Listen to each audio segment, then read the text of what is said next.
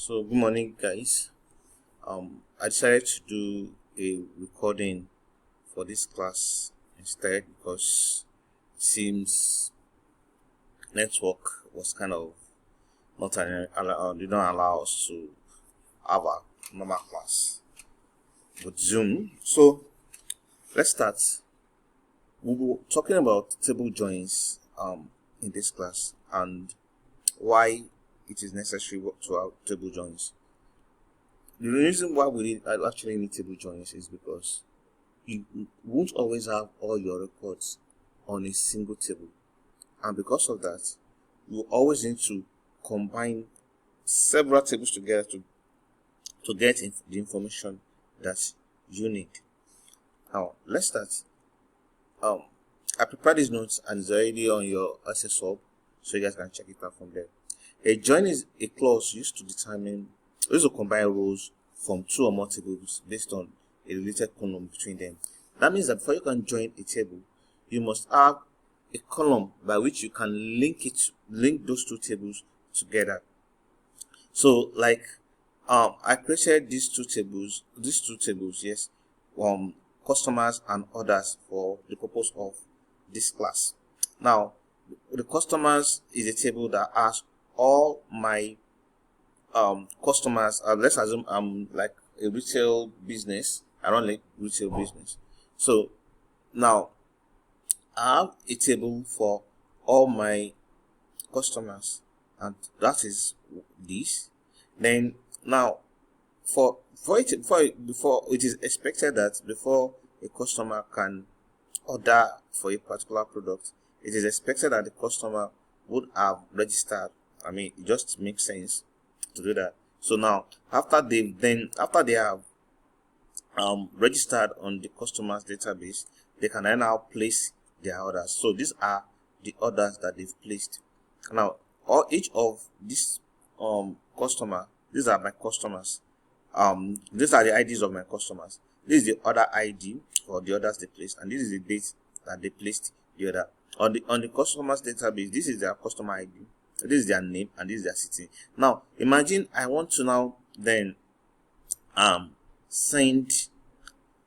Now these are the orders. Now if I'm on this table, how do I know the name of the customer, or how do I know where I'm sending this product to? This table does not have all of that. Therefore I need to join this table with this table so that I'll be able to then see who placed a particular order and where does the person live, so I can then send their products to them. Now there are various ways by which we can do joins. Now 4 ways by which you can do joins. The first one is called the inner join. Now the inner join is what you have here. Can you see this? It's like the intersection of the two tables. Now if we do a right join will pick all the tables on the right and join it with the intersection of the table on the left. We'll demonstrate that very soon. Same thing with left join. Left join will pick all the tables, all the records on the left, and inner join it with the intersection of the table on the right. But if you want to see everything, both the records on the left table and the records on the right table, then you do a full outer join. That is what all of these mean. Now let's try the inner join. Now to perform the inner join, that's what I was trying to do before I ran to the left of the right side.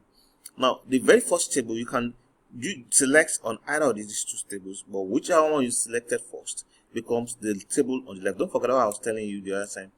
It is very important to know which table is on the left and which table is on the right, so as to get the correct answer that you want to get, because all of this really matters. Now I'm picking my first table orders personally. You guys can try it out and try and pick table customers on the left. So that's what this first line does for me.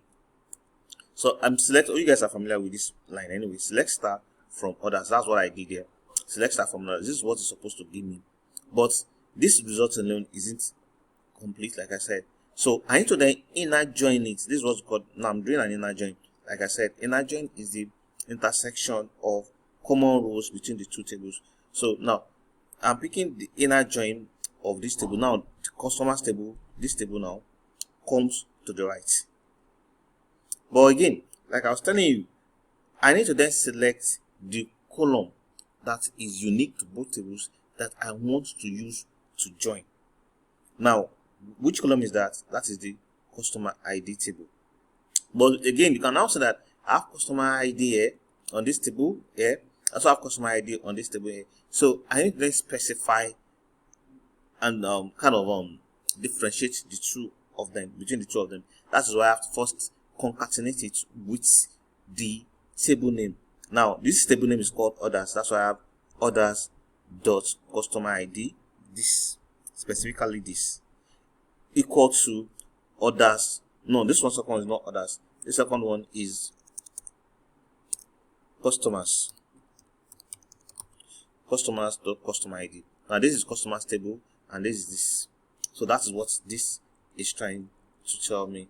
So if I run this now, okay, I have an error.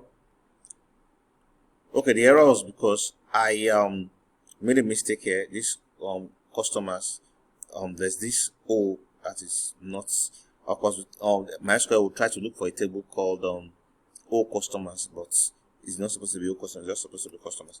So if I try to do it again, okay, so let's start from others, and I join that.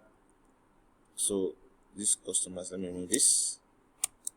Yeah, and this is the results that I was expecting to get. Now you can see that I'll be able to join this table with this table, but for just those others that are common. So that means that for others, for everybody on this column, on this table that has a record on this table. So you can see I have C2, C3, C7, C1. So C1 is made to others. This person C1 named John Ali made to others. C2 also made to others, Mary Joshua. Then I have C4 and C7 and C4 and C7 making one others. But then you can then see that there's one funny thing about this table. I'm having customer ID here. I'm also having customer ID here. That means that it's not looking neat. What if I want to just select just that? So let me see if it is just possible to just select this and this with this and this without having to overcomplicate the my results. So if I'm going to do that, I have to then specify my select. I'm going to do select order dot don't forget, just like I did here. So I'm going to do order dot order is the table. Sorry, others is the table. Up and right here. Others is the table. Dot what do I want to pick out here now? I want to pick out from others to I need order ID. Others or other ID. What else do I need from this table? I need customer.